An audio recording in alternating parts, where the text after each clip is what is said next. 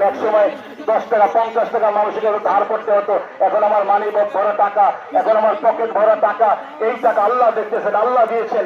সুতরাং এই টাকার থেকে পকেটটার ভিতর থেকে হাত দিয়ে মাত্র 2,000 টাকা এই কবরস্থানের শেষ ঠিকানায় দিয়ে দেয়। কয়জন হলো?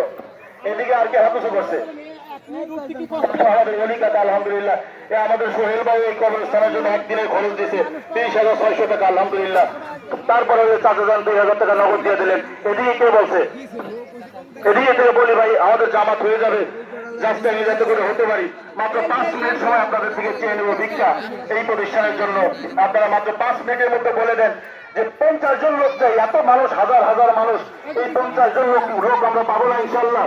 কত মানুষ এখানে আমরা হাজিরা দিয়েছি, আমার কথা শুনতেছেন। ওই চিন্তা করেন, মা কবরে আছে, আপনি 4 লক্ষ টাকা দিতে পারবেন না। কে? আমাদের আব্দুল হাইজ। আল্লাহ তাআলা এই বার্ধক্য বয়সে আল্লাহ তাআলা সুস্থতার নিয়ামত দান করেন, আল্লাহ তাআলা রিজিকে হায়াতে বরকত দান করেন। কে দিবে? সামনের দিকে কে হাদিসে করছেন? আমাদের হাদিস সাহেব 2,000 টাকা আলহামদুলিল্লাহ। আমাদের মাসুদ ভাই